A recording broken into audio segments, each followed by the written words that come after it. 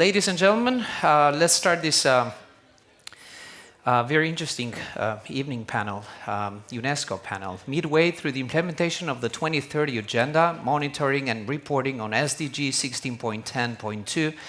I have the pleasure to actually have one of the most timely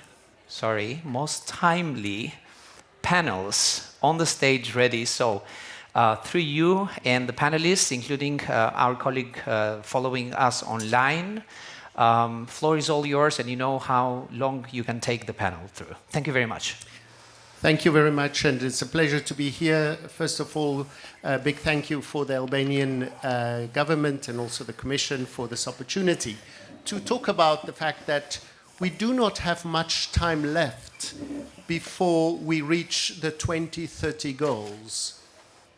And as most of you probably know, one of these goals relate to access to information laws and its implementation. So now that we have a lot of experience and we have an increase of the number of laws, if you're interested in what current statuses are, you could look at our latest study, which is an annual study on the implementation of access to information laws. What are some of the lessons learned and some of the specificities that we need to take into account? The first half, we'll talk a little bit about small developing islands and islands.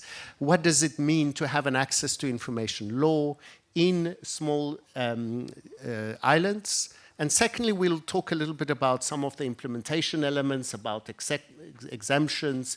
We'll talk about open data and some of the elements that we can take forward within the International Day of Universal Access to Information.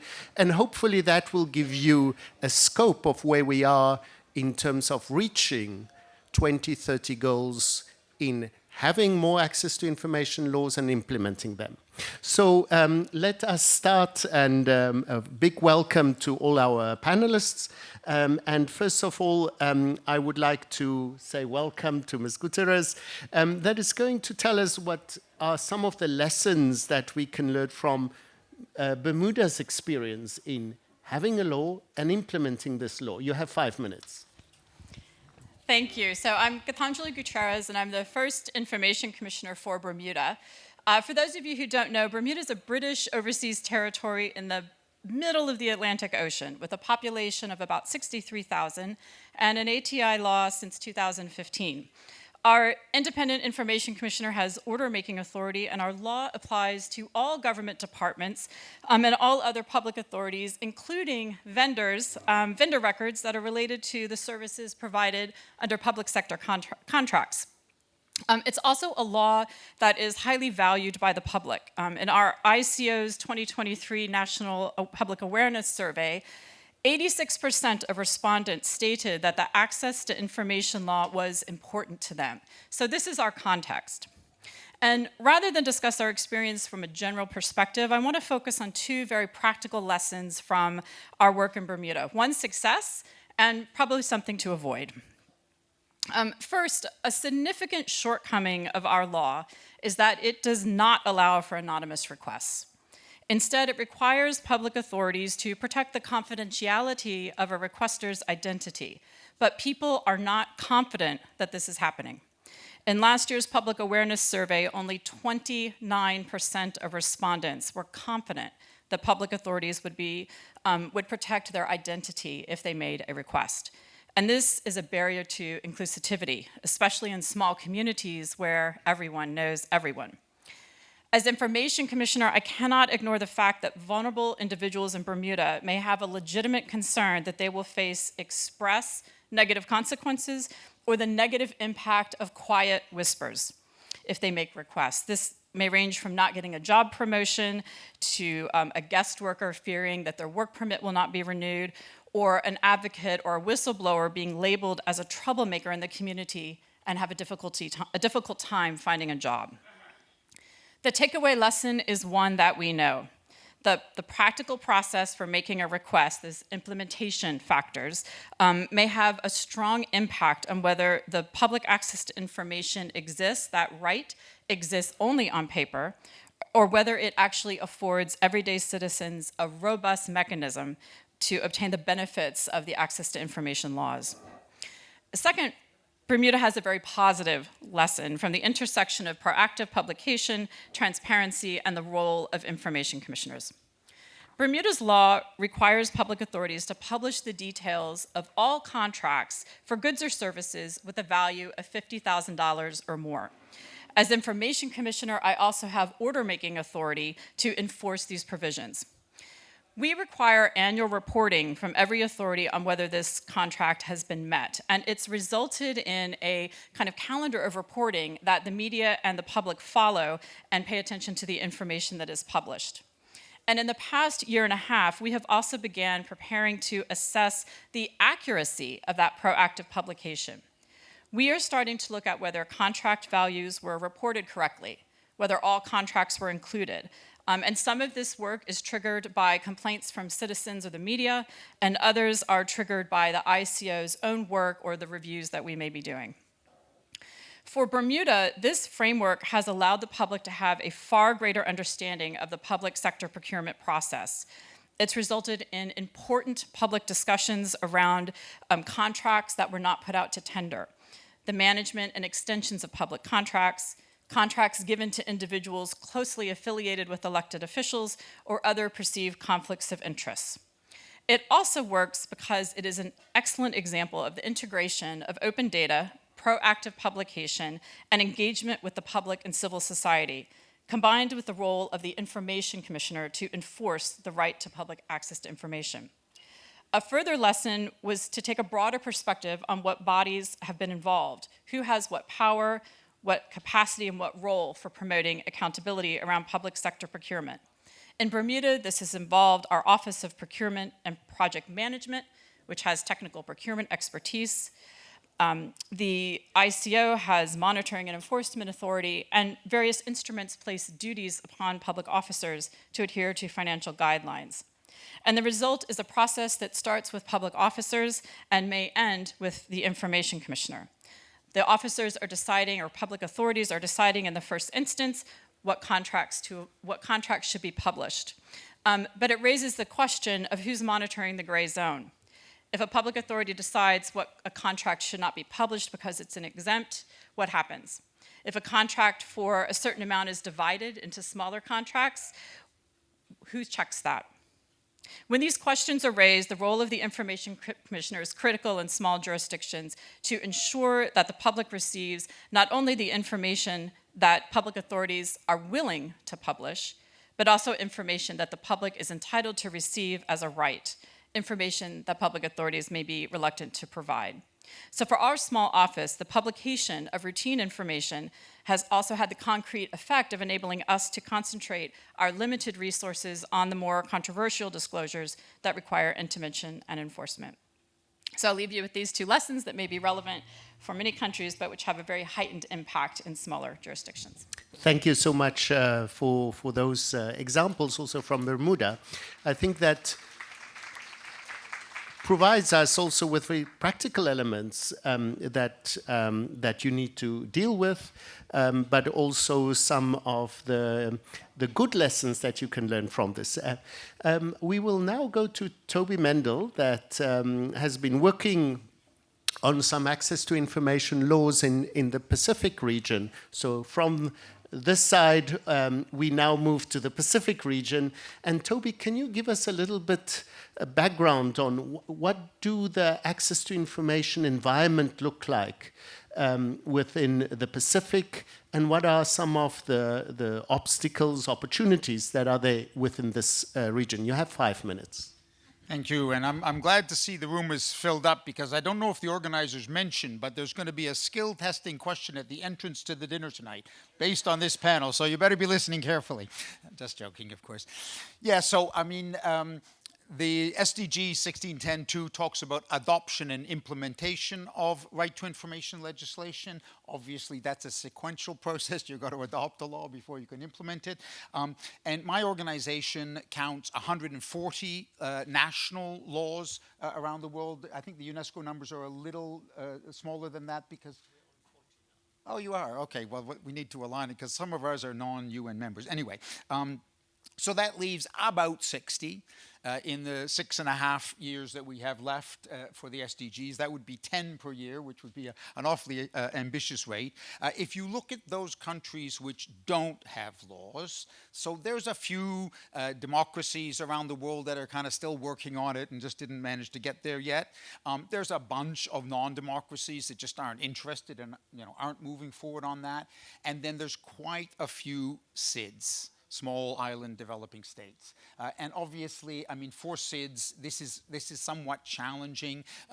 Some of the countries, I mean, I checked the population of Bermuda before this panel because I wanted to know about it. I mean, 63 is not a big country, but some of these places, in the Pacific have as few as 12 or 13,000, residents, so really tiny.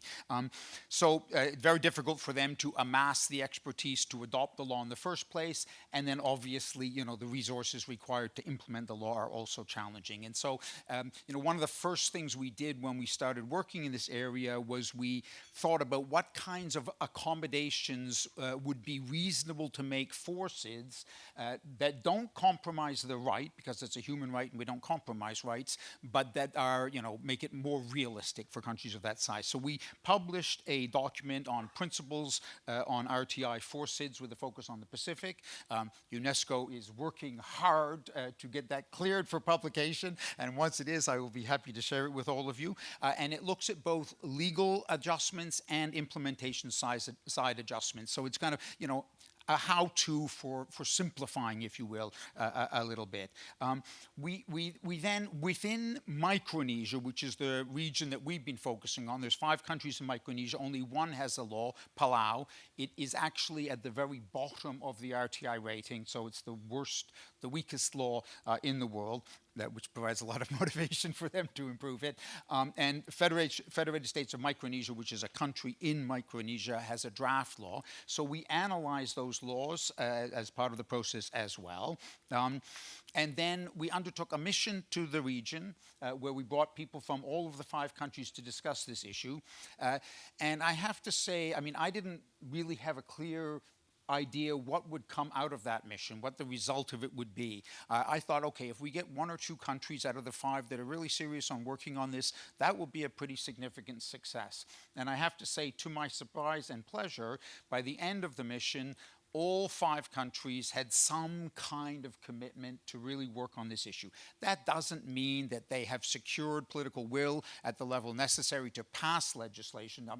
That we didn't get that far, but we had pretty senior people saying, yes, this is something that we really, and quite a lot of confidence that they could get it to go through their bureaucracies. Now, to address the first capacity problem that I identified at the beginning of my presentation, it's not easy for these countries to draft expert legislation. So Palau, the problem with their legislation is not that it's full of bad stuff. That would be more challenging, is that it just doesn't have most of the good stuff that you need. Because when they drafted it, they just didn't know, what they needed to put in it. So we're going to work with legislative drafters in each of the countries to come up with stronger legislation, stronger draft legislation, and then hopefully we'll see that push through. So, I mean, watch that space. We haven't had a ton of growth in new laws over the first 9 years or whatever it is of the SDGs. So hopefully, the SIDS may pick up the slack. Thank you. Thank you so much, Toby.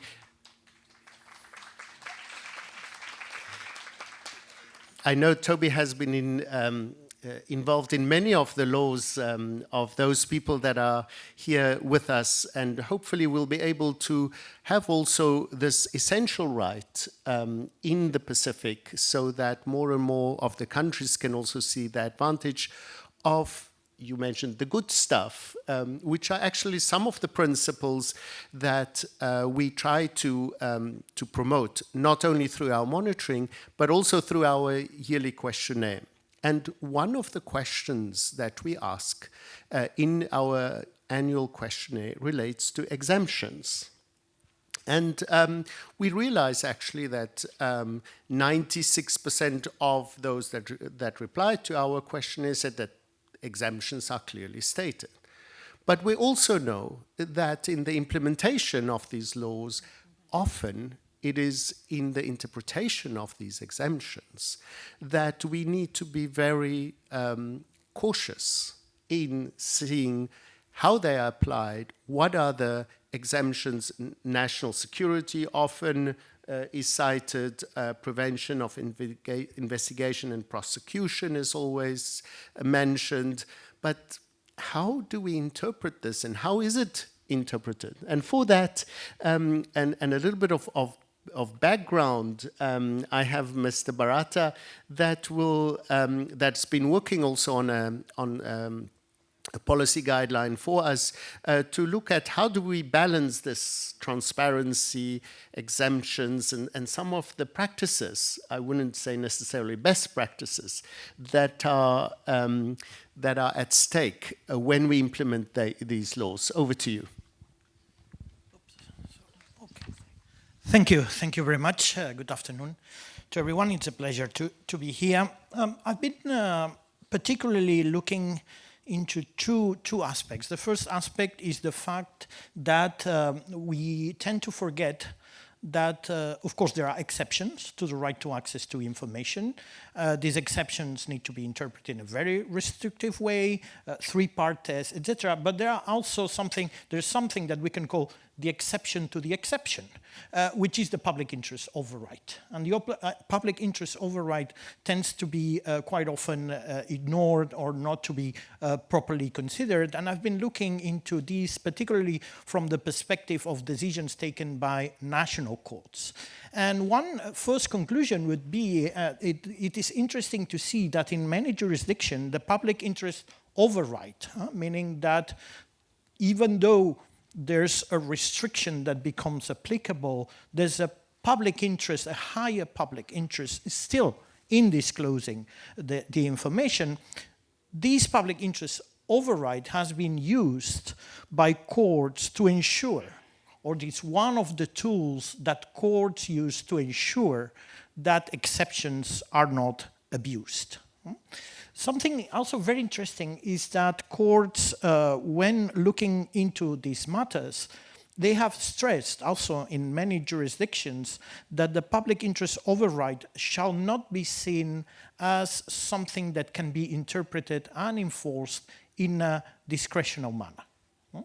And this is why courts have, in many cases, decided to intervene and to make their own balance in terms of saying, look, you didn't consider the public interest, the existence of an overriding public interest, or you didn't make a proper assessment.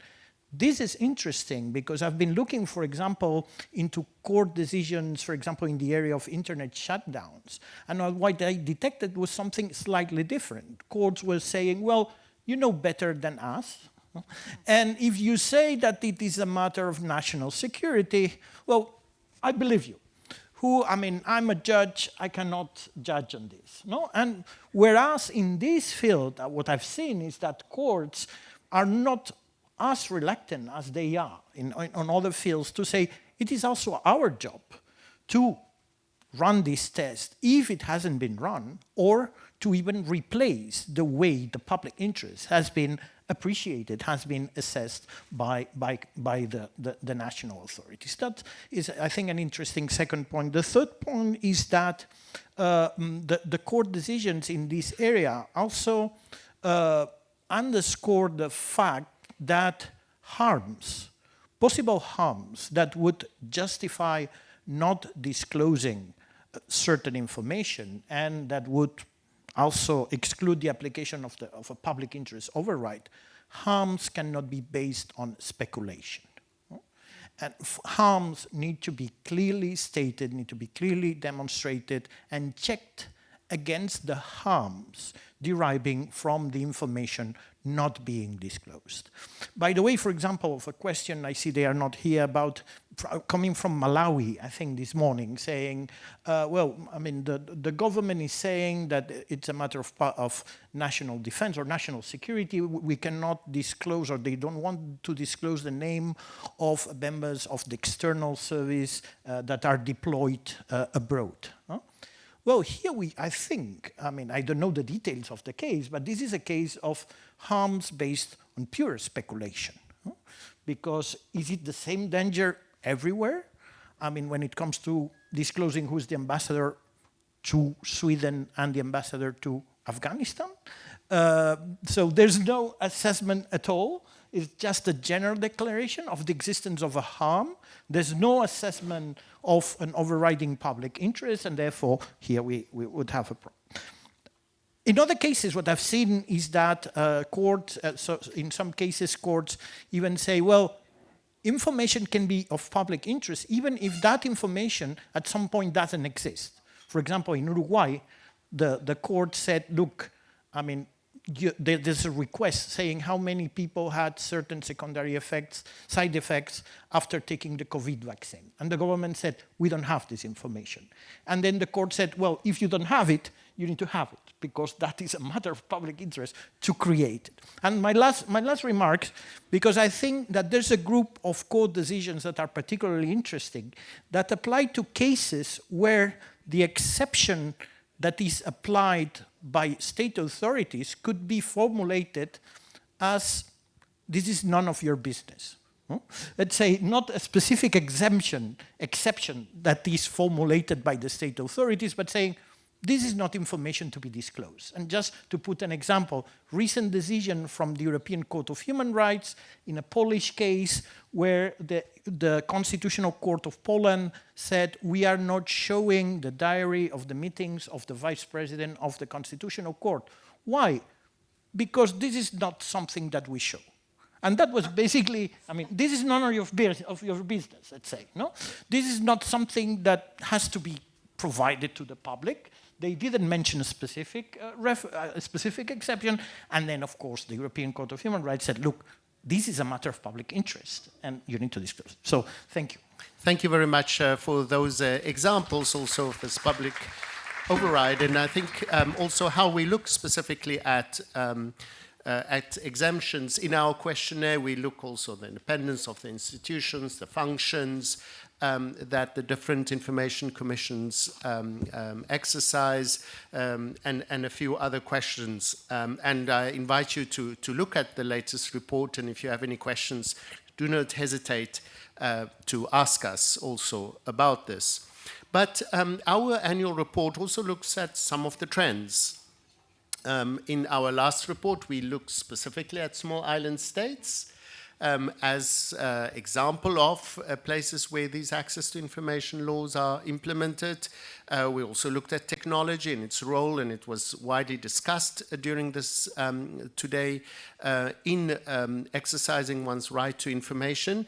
But for this year, we will have our next International Day of Universal Access to Information in Accra, Ghana, and I want to thank in advance our colleagues from Ghana that are also here with us in hosting this international event.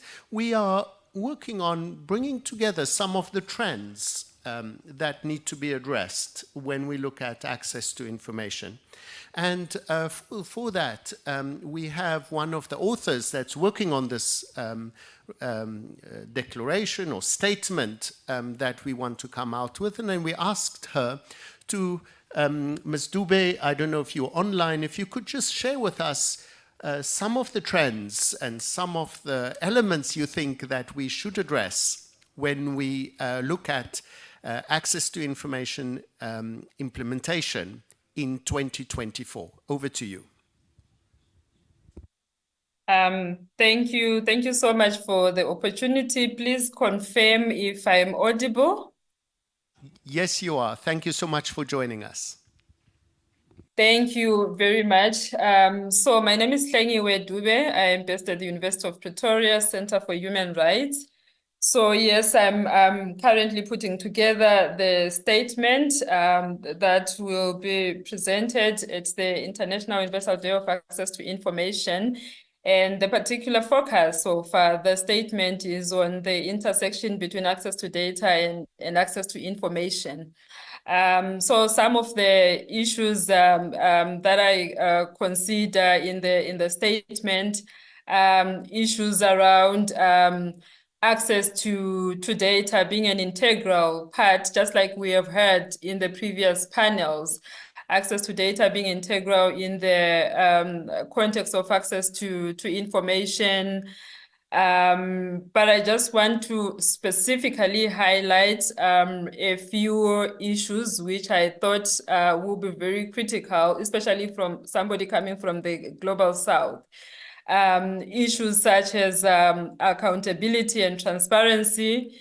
I think that has also been highlighted in the previous panel, where it has been indicated that access to data also is an important tool in promoting transparency, for example, in governance and accountability, but also just looking at various sectors, whether it's government, whether it's business, or in the context of such important issues such as elections, and also specifically looking at access to data in the context of innovation and development as well, being very important, as data, as we know, serves as a facilitator for innovation and also driving economic development.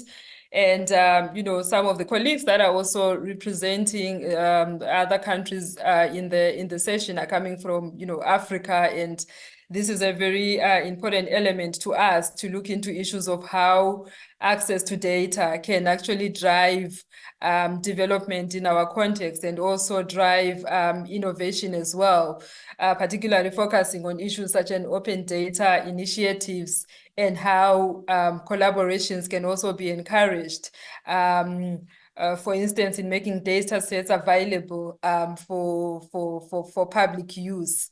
One other element which I highlighted as very crucial is the issue of access to data in the context of promoting equality and social justice, which is important in many ways, including issues of promoting evidence-based decision making. I indicate that access to data provides evidence to support policy decisions that are aimed at promoting equality and social justice. And it is in analyzing such kind of data, whether it's on demographics, income distribution, whether it's on crime rates or policymakers, that can, make us better understand the needs of vulnerable communities and then design targeted interventions to address them effectively. But also moving on to specifically looking at marginalized communities, that access to data allows marginalized communities to advocate for their rights more effectively, when there's access to data.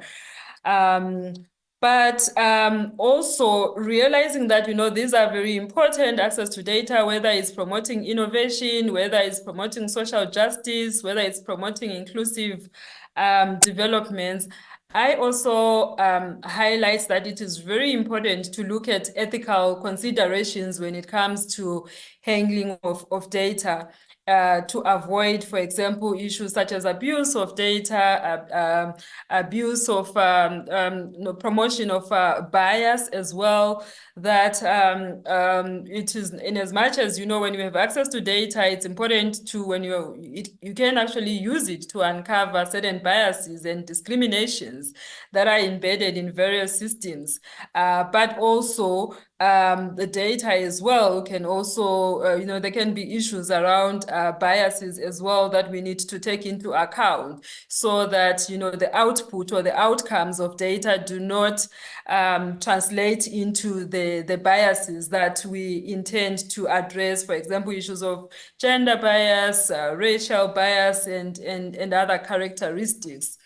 Thank you. In terms of the question that you just asked me around the implementation, I just wanted to say that in as much as we have a number of countries that have now access to information legislation and whether it's the specific legislation or there are other forms of regulatory mechanisms that are there, the challenge of effective implementation. We're at different levels, and there's the challenge of effective implementation, particularly when you look at our African context. We have like about 29 countries on the continent that have this access to information laws, but we are struggling as a continent in terms of the implementation. And I think we need to move towards adopting more effective ways or proactive ways of ensuring effective implementation of the laws. But also the issue when you're looking at the intersections, the issue of access. I think we have to wrap, if you don't mind. Do you want to? Let me just wrap up. I wanted to just indicate another element which I think is important. It's very difficult to speak within 5 minutes. The issue of awareness as well, that, issues of awareness also not at the optimum levels to allow for effective implementation. Whether it's awareness on access to information or access to data, we still have a long way to go, just general public, but also within the relevant institutions that have the mandate to proactively release or provide data to the public. Thank you so much. I think you actually wrapped up a lot of the discussions that we had today by talking about implementation of the access information laws at different levels, by talking about open data and its role, the importance of innovation, and many other of the questions that we talked about today. I have a second round of questions rounded up for our panelists. But I was wondering, because we only have 10 minutes left, if I shouldn't let see first if you have any questions. We have one question. Please, if you can tweet your question, that would be great. Or if you can exit, it's even better. And then we'll go to Laura. Okay, thank you. Very brief. I think I'll be very brief on my question. I think, by having this 1610.2 is very great. Because of that, I think a lot of things are going on in positive way. My question is there, like when we reported to UNESCO, only one thing which we couldn't do that is the information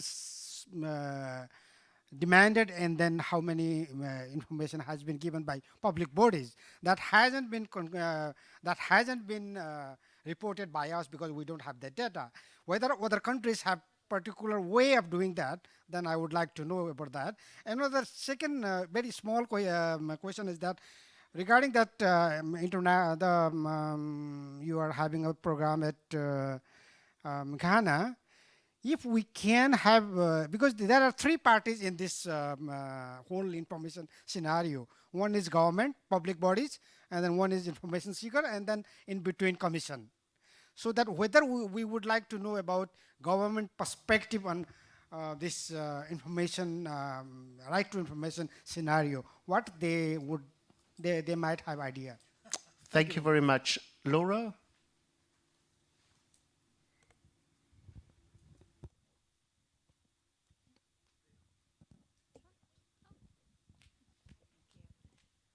Thanks so much, and thank you, Jaco, and to the speakers.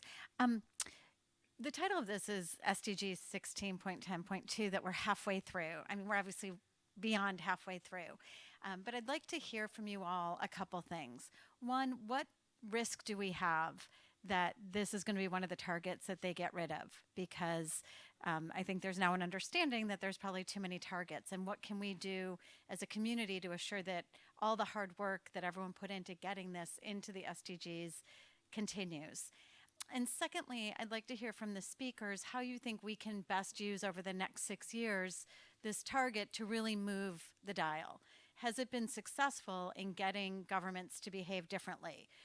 And if not, what should we be doing in order to make sure that it does have that meaningfulness of getting better implementation and getting better practice? Thank you very much for those two questions. I'll start with Toby. Toby, maybe you want to address the fact of collecting data specifically, and if you don't have that data, now that we have a few years left, where should we be going, and have governments been behaving differently, and what can we as a community do? I'll start with you, and I'll ask next, maybe from a Bermudan perspective, and then we'll move on. So over to you, Toby. Yeah, so I mean, essentially requests come into public authorities and then move up the chain or whatever. There's two ways to collect data on that. One is you have each individual public authority registers and tracks the requests they receive and how they get processed, and how long, and whether they charge, and what exceptions they relied on to refuse, and the data about the requests. And that's quite hard work, and each public authority has to do it for you to have a comprehensive look at the data. But even if most of them do it, you have a decent amount of information. The other is to have an electronic requesting system, a central electronic requesting system. There will still, in every country, but especially perhaps in a country like Nepal, be a volume of requests that don't come in electronically. And you can do, what Mexico did is they push every single request, however it comes in, into the electronic system. So their electronic system is a 100% accurate record of, not 100%, but very close to that, of all of their requests. So those are really the two ways to do it. It's a little bit of hard work. That's a very interesting question, Laura, about, are we going to secure 16.10.2 in the whatever they call the next one round. It was a massive, an epic battle to get 16.10.2 into this round. Even to get 16 as a whole was, there was a huge amount of resistance to it. There was the amount of civil society, and by the way, somebody mentioned the three actors. Civil society is another actor in this space. The amount of civil society and UNESCO and everybody's effort that went into it was tremendous. We really do need to start thinking about that. Maybe I'm being a little bit pessimistic here or negative. I don't actually think that 16.10.2 has really moved the dial that much in this space. The rate of adoption of laws has, hardly has been lower over the last 7.5 or 8.5 years than previously. In terms of implementation, we don't really have a proper scientific way of measuring it, but I haven't seen, a lot of effort in that. And when, I do go around to a lot of countries and interact with a lot of different actors that are on this, operating in this space, and I just don't see that issue as resonating heavily with them. So, I really appreciate it's there. I really think we need to work to keep it there, but I think we need also to think about how to make it more effective. Thank you very much.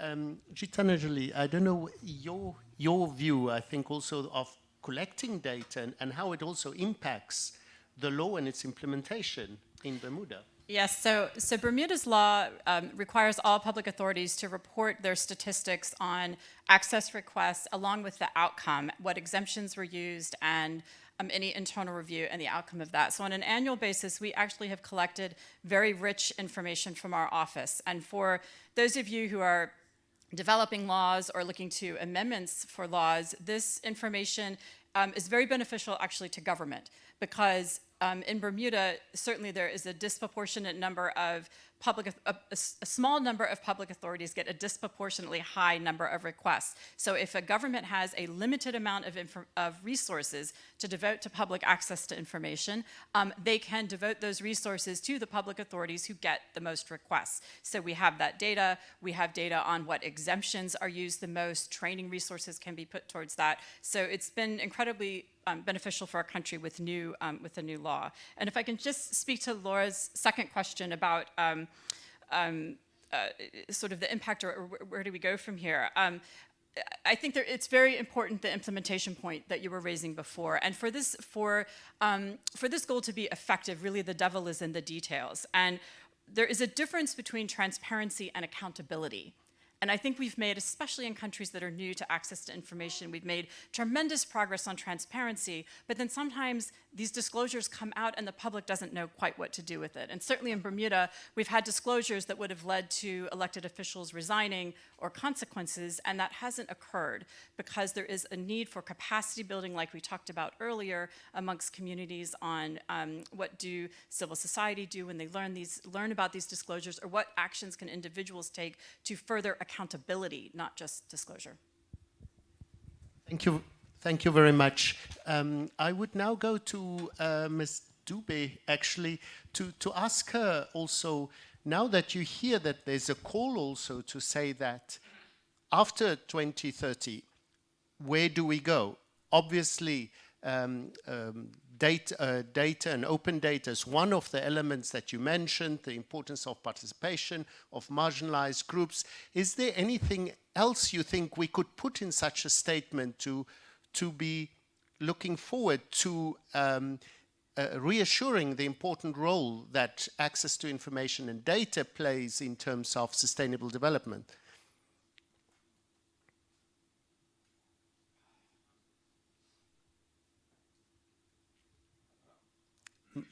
Ms. Dube? If not, yes, please. Yes, I just wanted to also reiterate the point that the conversation hasn't moved much. Issues of access are still an issue. So one of the issues that I think should be emphasized is that of political will. I think that issue is not being adequately addressed, and the reason why also the conversation is not moving much is also because of political will to implement issues of disclosure of information, issues of access to information. So I think when we have a bit of traction around political will, then the conversation can move a bit faster. So we have a challenge when it comes to the duty bearers. So if the challenge with duty bearers can be addressed, then some of the problems that we are facing, we can move a little bit in terms of, make the implementation of these frameworks that we have.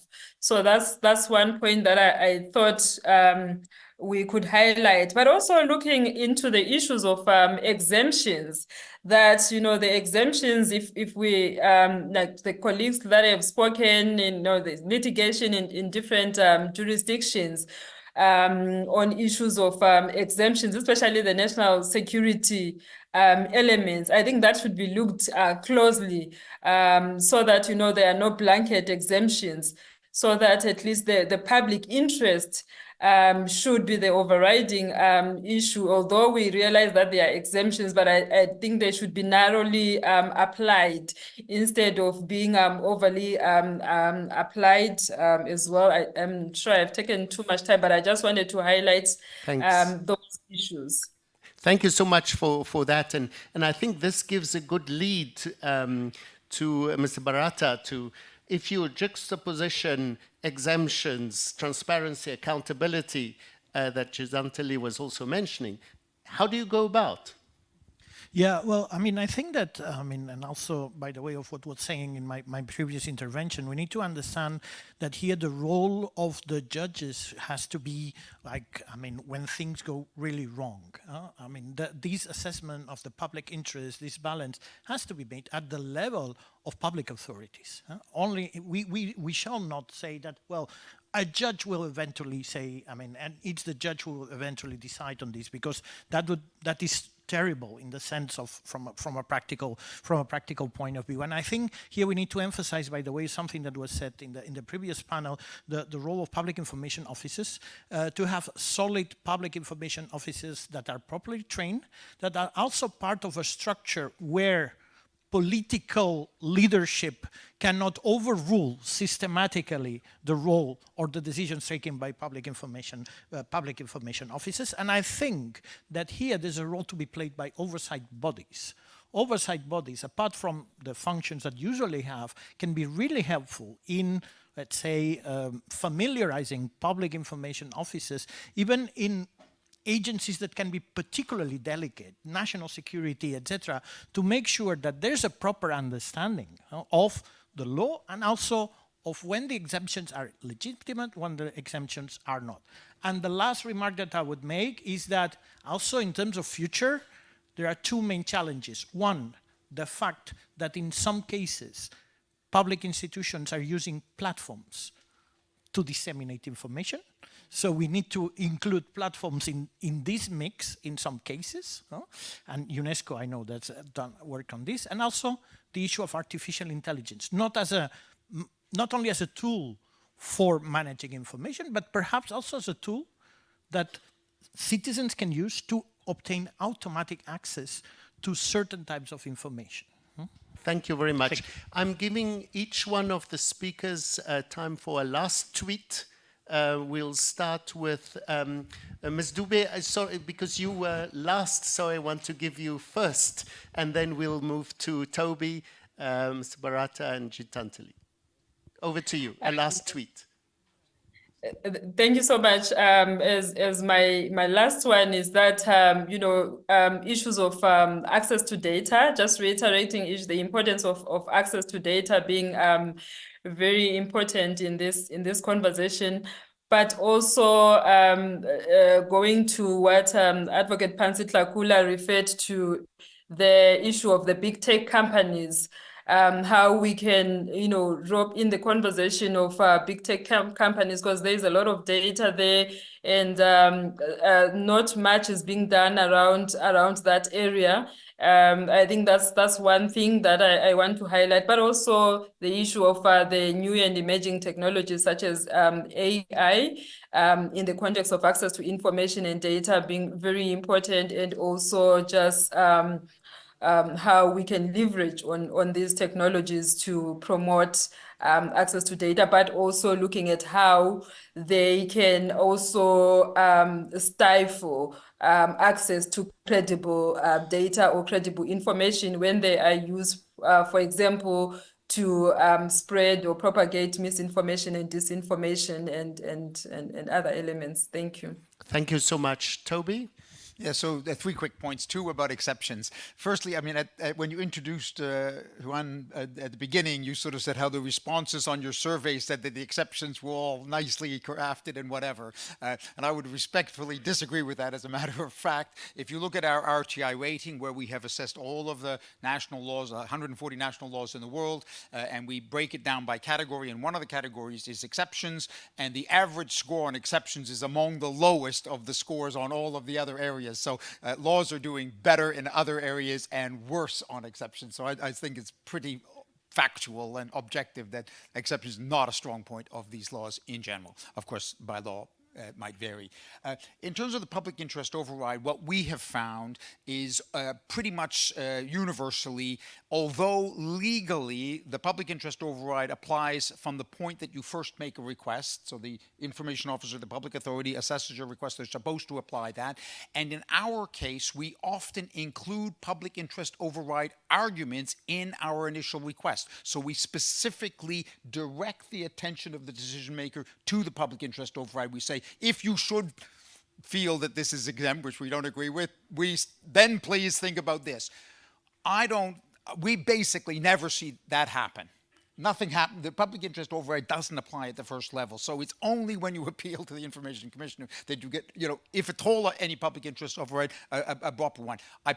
My organization, for the hundreds of requests we've made, we've never gotten one where they say, yeah, this is exempt, but we're giving it to you on public interest. Never happened. And just very quick last point on tech. I mean, what I have observed in this area is that we have seen incredibly little investment and innovation in the tech field. We have the Mexican platform, which I've been talking about for 15 years. It's a great platform. They upgraded it about, 7 or 8 or 10 years ago.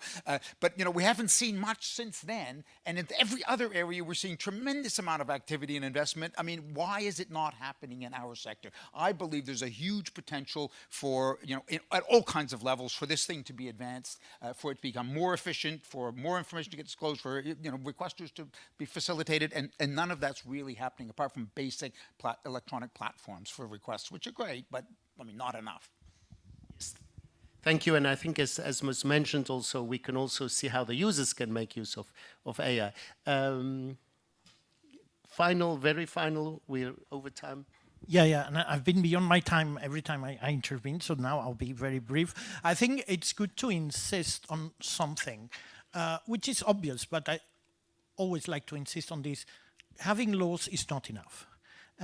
Because I've seen in many countries, I mean, by the way of your ranking, that have laws that are at a very high level, and then when you go to the country, you talk to the information commissioners, you talk to they say, well, they don't give us money, we don't have any resource, the law says that we're supposed to do this and that, and we don't have the means to do it. So I think that for many countries, having a law is not the final step, it's the beginning of the process. I think that this hasn't been stressed enough. Thank you. Thank you very much, Gitanjali. So I'm going to pick right up on that and then add to that thought that as an information commissioner, I want us to caution ourselves to, yes, we should celebrate the achievement of the goal, hopefully coming up, but we have to keep going. And that there are many conversations we have that are exciting around big data and privacy and generative artificial intelligence. But as we've heard all day today, the powerful impact of access to information on individuals' lives are often the day-to-day bread and butter issues that we saw in Bangladesh, that the impact of painting the local budget on the side of a wall changed the lives of individuals. And so we have to keep these implementation perspectives in mind. And I would urge my colleagues in the Information Commissioner's world to continue sharing our ideas and working on this together.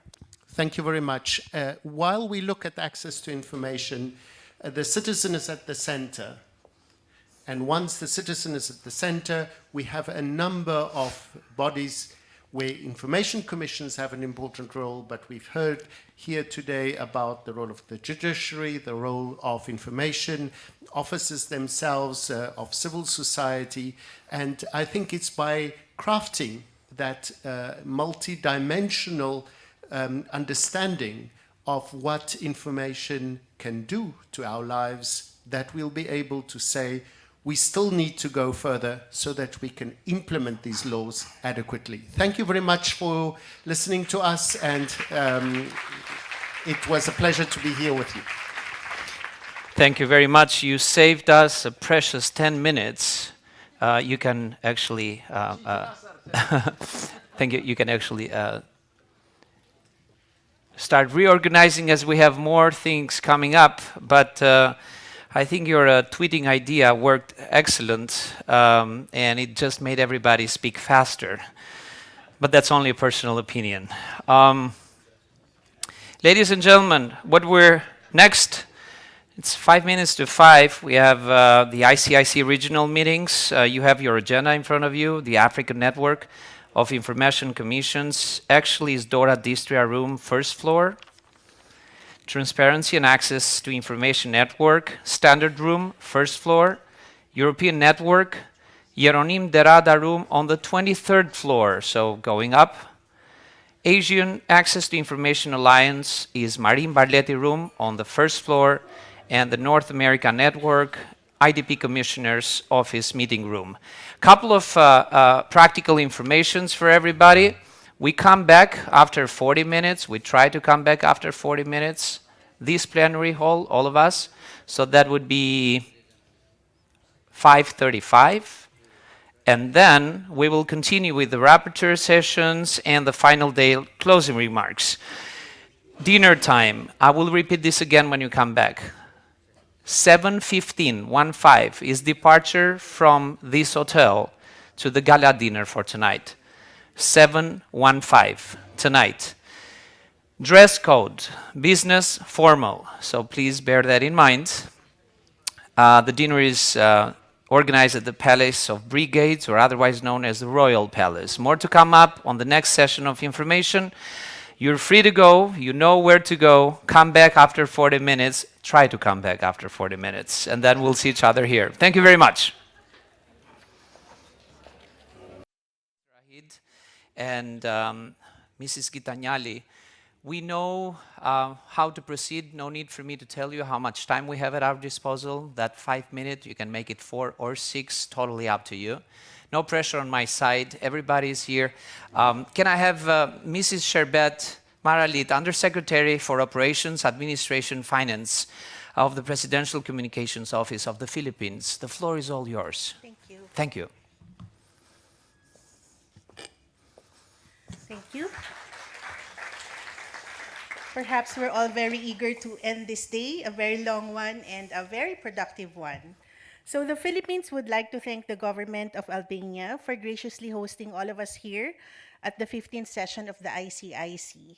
And we would also like to thank and congratulate the moderator and speakers for Parallel Session 1 on proactive transparency through digital tools and open data initiatives for your very comprehensive and interesting presentations.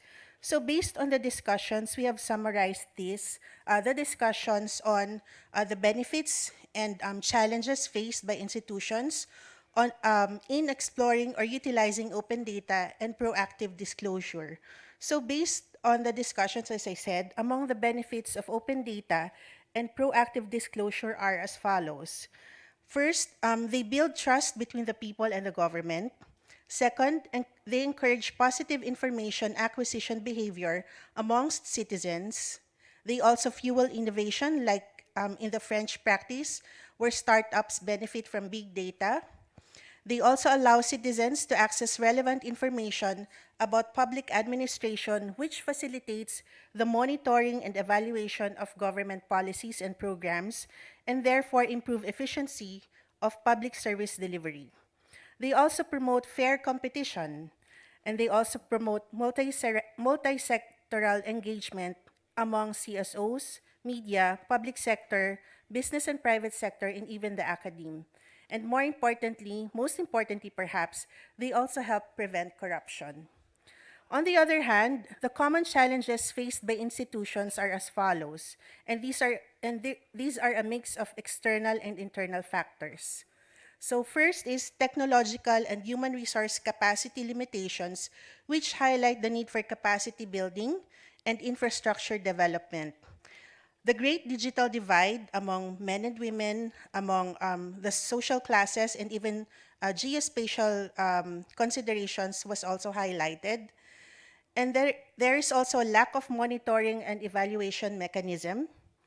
And also there's a problem in the interoperability of available data.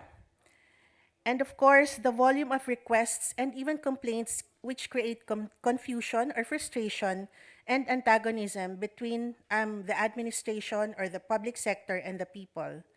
The OECD also in their study shared the following challenges: lack of political leadership and political will. There's also limited human and financial resources, as mentioned. There's low awareness among citizens about these mechanisms. There's low trust in government. There's insufficient training and capacity building. There's weak information and archives management. Now, among what we can call as promising practices are as follows. Mexico conducts annual National Open Data Conference that foster open dialogue and collaboration among the different sectors. The government of Albania uses research and development and geospatial data for the delivery of public services to ensure inclusivity. And the OECD also recommended to look at access to information and open data side by side, as these two are interrelated but are distinct from each other.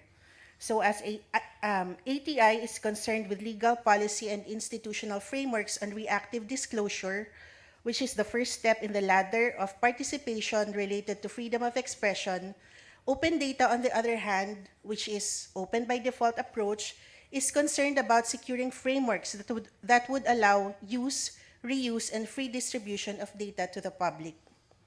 Lastly, we learned about possible strategies and prospects that we may also learn from. So by reviewing current legislation and establishment of new legal and regulatory frameworks that institutionalize open data policies. Next, efforts to ensure maintenance and usability of data and existence of active feedback mechanism through consultations and focus group discussions. Promoting by utilizing multi-channel approaches in communicating and sharing information and data to cover all social demographics and reduce barrier to access. And then adapting to technological changes such as the use of AI in identifying and facilitating data that should be redacted. Harmonization of data privacy and ATI to explore anonymization of requests. Culture change to reduce animosity between the administration and the public, thereby allowing healthy access to information dynamics and more possibility for implementation of open data initiatives. We also encourage public consultations and engagements such as Berlin's experience in their CSO's involvement in amending their law to develop it into a Transparency Act, which is also an important element. Promoting proactive transparency or full public disclosure by making algorithms and source codes publicly available, not just to those who requested for these, such as in the case of Canada, helps minimize and avoid conflict or animosity between the public sector and the citizens.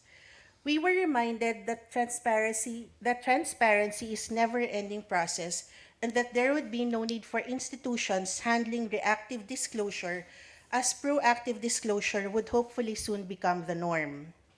So all of us here have a common goal, which is to empower our citizens and to provide the best public service possible. Pursuing our shared mission to promote transparency, accountability, and inclusivity is also never-ending.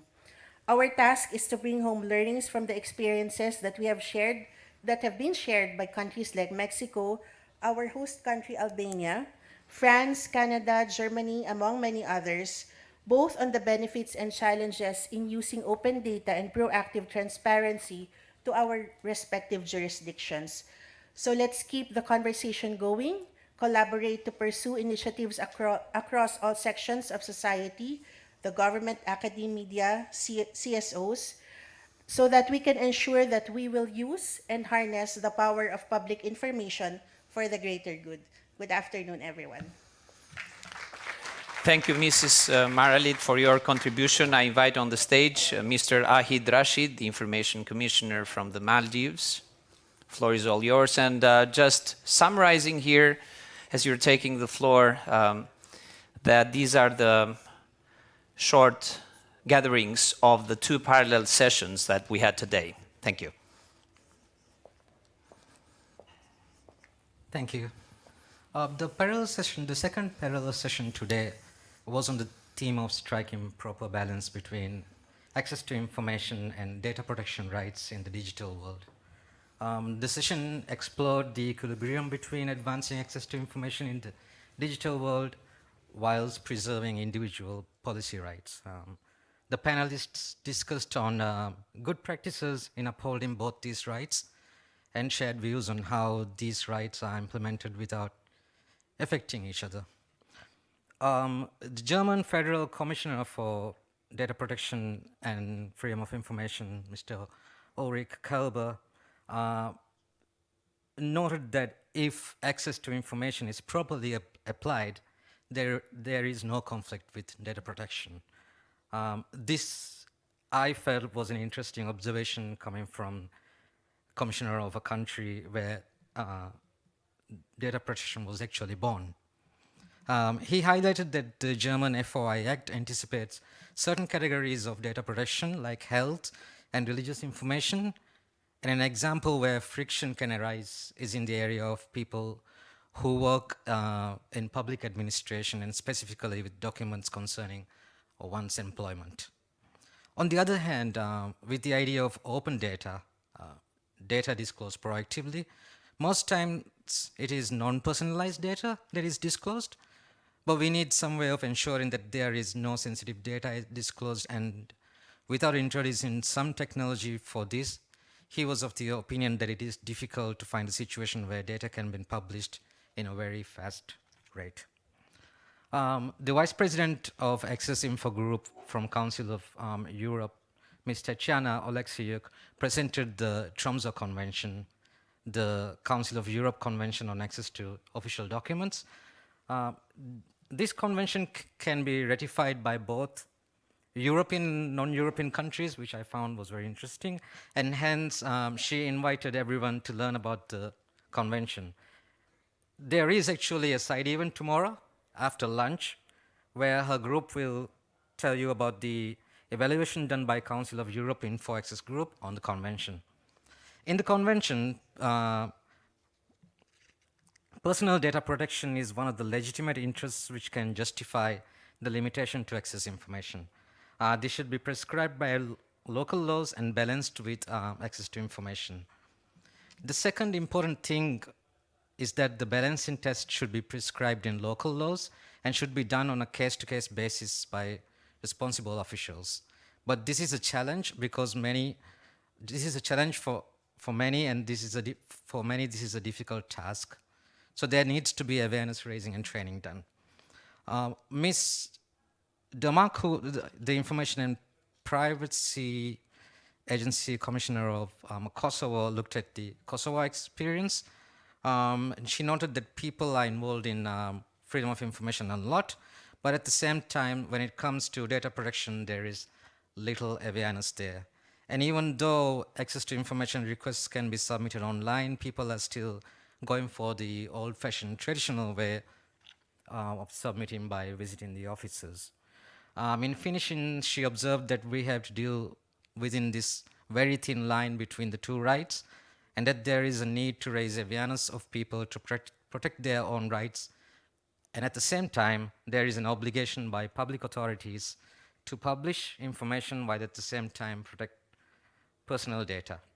The Chairman and Information Commissioner, Rights to Information Commission of Sierra Leone, Mr. Ibrahim Segar Shaw, looked at the situation of Sierra Leone where a data protection bill is about to be presented to the Parliament, whilst they already have the Access to Information law, which was passed in 2013.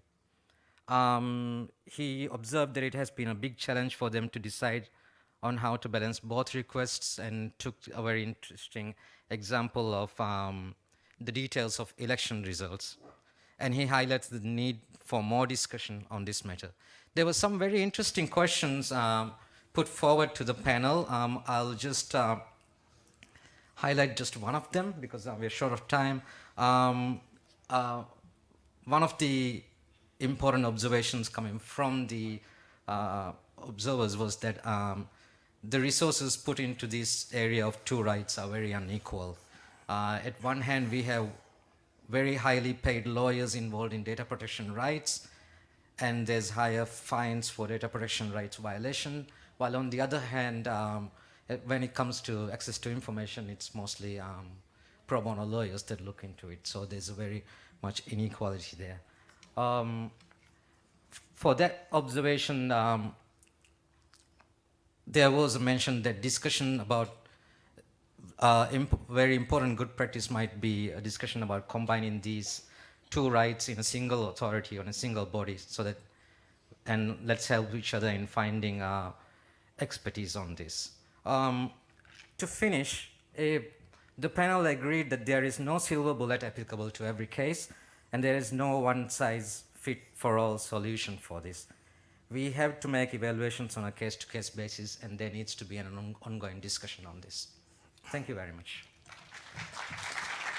Thank you very much, Mr. Rashid, for your contribution. And for the first day closing remarks, I would like to invite on the stage Mrs. Gitanjali Gutierrez, the Information Commissioner for Bermuda. Thank you.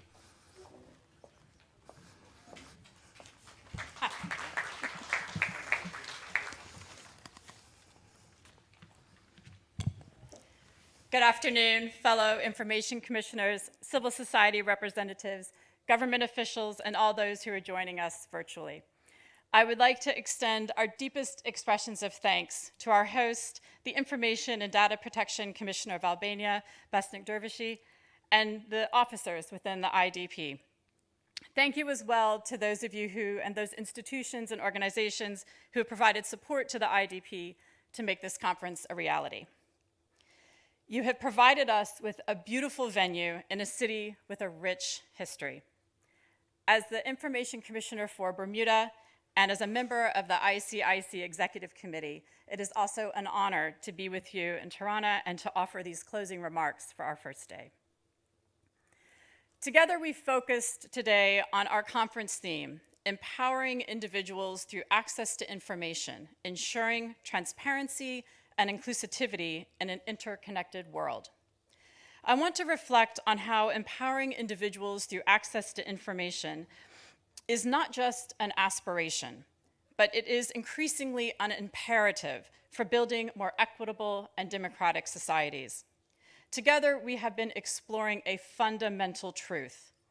In an interconnected world, access to information is the bedrock of empowerment. Access to information is more than just a right. It is a powerful tool for individual and community empowerment.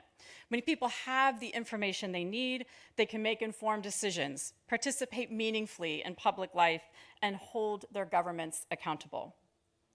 Public access to information requires two elements to be truly effective: transparency and inclusivity.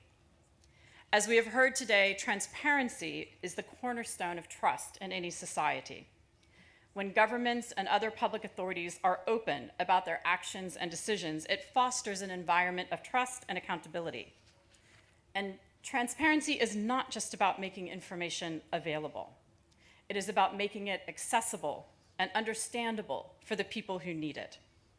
In today's digital age, that means utilizing technology to support access to information and the proactive dissemination of information, again, in formats that are easily accessible and reusable.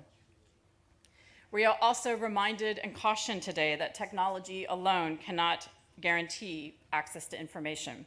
In many parts of the world, the digital divide remains a significant barrier, and we must ensure that all people, regardless of economic status, location, gender, race, religion, or education level, have the necessary tools, skills, and assistance to leverage the benefits of technology. Inclusivity, therefore, becomes as critical as transparency. Access to information must be universal. This means that our institutions, information commissioners, government bodies, and civil society must actively work to ensure that communities in vulnerable situations are not left behind. Today, we have heard from colleagues around the world who have shared their experiences and insights to achieve these goals. We have also discussed the critical role of strong legal frameworks to ensure access to information. And these laws must be supported by independent oversight bodies, such as information commissioners, who can ensure compliance. Legal framework should also include provisions for proactive disclosure, requiring public institutions to regularly publish key information without waiting for requests. We also recognize that civil society organizations play a vital role in this ecosystem. They advocate for stronger access to information laws, educate the public about their rights, and hold governments accountable. Civil society is often the bridge between the public and the government, ensuring that voices from all corners of society are heard. Their work is crucial in creating a culture of transparency and inclusivity. In closing, let us flow with the same interconnected beauty, strength, and expansiveness as the Vjosa River, our inspirational logo for this conference. In our interconnected world, international cooperation is essential. The challenges we face are global, and through the ICIC's work, we can learn much from one another. By sharing best practices and innovative solutions, information commissioners, civil society, and governments can each strengthen our work. Let us reaffirm our commitment to empowering individuals through access to information. Together, let us continue to work towards a world where transparency and inclusivity are not just ideals, but everyday realities. Thank you. Thank you, Commissioner, for your remarks, and please remember, buses depart at the reception area, just in front of the main door of the reception area, across the hall, the seating area of the hotel. There will be marked buses, 1, 2, and 3, with the logo of the conference. They all leave at the same time, 7:15. Business formal is the dress code. Leave your whispers on the tables. Batteries will be recharged. Everything will be reorganized for you tomorrow morning. And last but not least, as you're getting ready to leave, and we're late, if anybody last night on the walking tour actually forgot to give their guides the whispers, and you happen to have them around tomorrow, pass them over to me or to any of the IDP staff members, and we will make sure we can use them tomorrow night for our walking tour in the city of Kruja. Thank you very much. See you for dinner. See you tomorrow. Bye.